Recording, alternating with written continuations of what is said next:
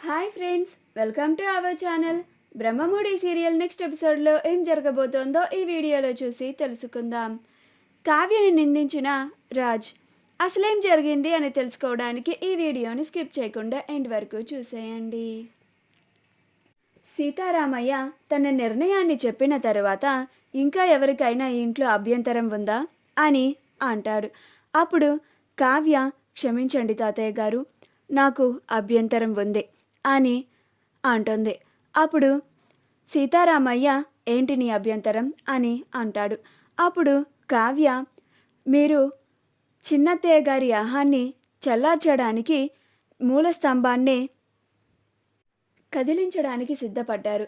అలా చేస్తే ఇన్నేళ్లుగా మీరు కష్టపడి సంపాదించిన పేరు ప్రఖ్యాతలు దెబ్బతింటాయి. ప్రత్యర్థులకి మంచి అవకాశం ఇచ్చిన వాళ్ళమవుతాం తాతయ్య గారు. దీనికి వేరే ఏ పరిష్కారమూ లేదా అని అంటుంది. అప్పుడు సీతారామయ్య, అలా చేసినా కూడా ఈ ధాన్యలక్ష్మి లాంటి వాళ్ళు ఏదో ఒక వివాదం లేవదీస్తారమ్మా. దానికి రాజ్ ఆఫీస్కి వెళ్ళకుండా ఉండడమే మంచి పరిష్కారం. అప్పుడు రాజ్ కూడా ఇంట్లోనే ఉంటున్నాడు. అప్పుడు కళ్యాణ్ బయట ఉన్నాడు కాబట్టి మన ఇంట్లో ఎవరు ఆఫీస్ని చూసుకోవడం లేదు కాబట్టి ఆవిడకి అటువంటి ఆలోచన ఉండదు. అందుకే నేను ఇలాంటి నిర్ణయాన్ని తీసుకున్నాను అని అంటాడు. అప్పుడు కావ్య, అది కాదు తాతయ్య గారు అని అంటుంది. అప్పుడు ఇందిరాదేవి, కావ్య, ఈ ఇంట్లో నా బావ చెప్పిందే వేదం, నా బావ మాటే నెగ్గాలి, ఆయన చెప్పిందే అందరూ పాటించాల్సిందే అని అంటుంది. అప్పుడు రాజ్, సారీ నానమ్మ, సారీ తాతయ్య అని, కళావతి నువ్వు ముందు ఇక్కడి నుంచి రా అని కావ్యని తన గదిలోకి తీసుకొని వెళ్ళిపోతాడు. అప్పుడు కావ్య, ఎందుకండి నన్ను అక్కడి నుంచి తీసుకొని వచ్చేశారు అని అంటుంది. అప్పుడు రాజ్, ఈ ఇంట్లో ఒక్కరైనా మా తాతయ్యకి ఎదురు చెప్పారా? నువ్వు మాట్లాడావు. ఆఖరికి మా నాన్నమ్మ కూడా మౌనంగానే నుంచుంది. మా అమ్మ ఉంది, మా నాన్న ఉన్నారు, వాళ్ళెవ్వరూ మాట్లాడలేదు. నువ్వెందుకు మాట్లాడవు కళావతి అని అంటాడు. అప్పుడు కావ్య, అది కాదండి, అలా చేస్తే ఆఫీస్లో మనకి నష్టాలు వస్తాయి. ఇప్పుడు మీరు ఆఫీస్కి వెళ్ళడం లేదు అని ఆ రుద్రాని, రాహుల్ లాంటి వాళ్ళు మంచి అవకాశంగా తీసుకొని మన కంపెనీ షేర్స్ని దెబ్బతీస్తారు. ఇదే మంచి అవకాశం అనుకొని వాళ్ళు మన కంపెనీని చూసుకోవడానికి వెళ్తారు అని అంటుంది. అప్పుడు రాజ్, అవ్వనివ్వు, తాతయ్య గారు చెప్పారు కదా, ఎన్ని లాసెస్ వచ్చినా కానీ కంపెనీ అలానే ఉండాలి అని, నేను మాత్రం ఆఫీస్ బాధ్యతలని తీసుకోకూడదు అని, ఏం మిగిలితే అదే అనుభవిస్తారు అని తాతయ్య గారు చెప్పేశారు కదా, ఇంకా నువ్వేం మాట్లాడుకో కళావతి ఆ విషయం గురించి అని అంటాడు. అప్పుడు కావ్య, అది కాదండి, కవి గారు ఈ ఇంటికి రావడానికి ఇష్టపడడం లేదు. ఆయన ఎప్పుడు ఈ ఇంటికి వస్తారు, మీరు ఎప్పుడు ఆఫీస్కి వెళ్తారు, అప్పటి వరకు అంటే మనకి చాలా నష్టాలు వస్తాయండి అని అంటుంది.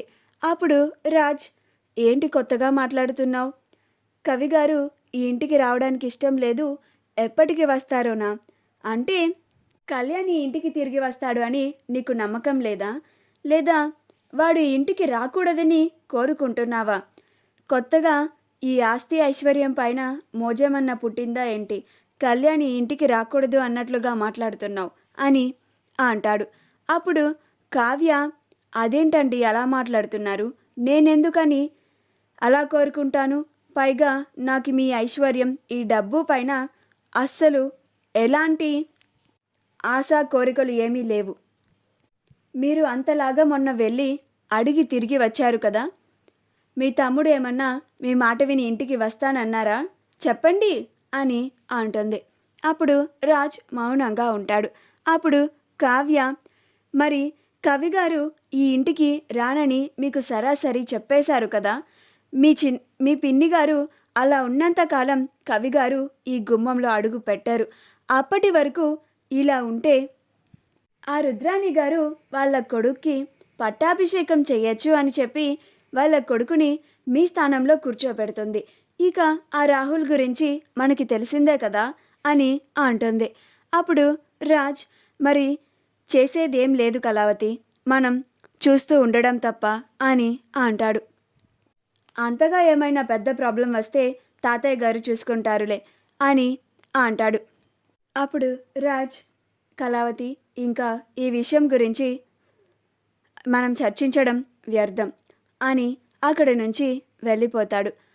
అప్పుడు కావ్య అది కాదండి అని చెప్పబోతూ ఉంటే అప్పుడు రాజ్ అంతగా ఆలోచిస్తూ ఉంటే కళ్యాణ్ని ఈ ఇంటికి తిరిగి ఎలా తీసుకురావాలో అది ఆలోచించు. చేతనైతే మా తమ్ముడిని ఒప్పించి ఈ ఇంటికి తీసుకొనిరా. అప్పుడు నువ్వన్నట్లుగానే నేను కంపెనీ బాధ్యతలని చూసుకుంటాను. అప్పుడు మన కంపెనీకి ఎలాంటి నష్టాలు రావు, ప్రత్యర్థులకి అవకాశం లేకుండా నేను చూసుకుంటాను.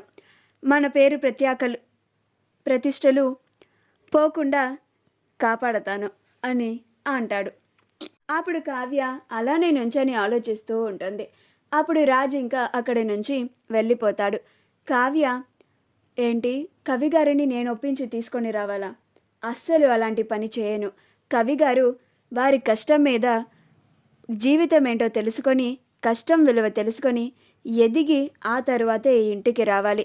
నేను ఒక వదినగా ఆయనని ఒక తల్లిగా చూసుకున్నాను. ఆ భావనతో చెప్తున్నాను. ఆయన స్వశక్తితో ఎదిగి కష్టపడి ఏదో ఒకటి సాధించి ఈ ఇంటికి తిరిగి వస్తేనే నేను సంతోషిస్తాను అని అనుకుంటూ ఉంటుంది.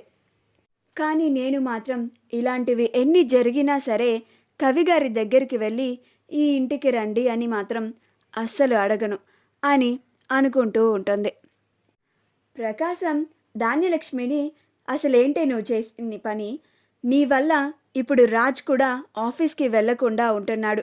ఇప్పుడు మన ఆఫీస్లో ఎన్ని నష్టాలు వస్తాయో నీకు తెలుసా?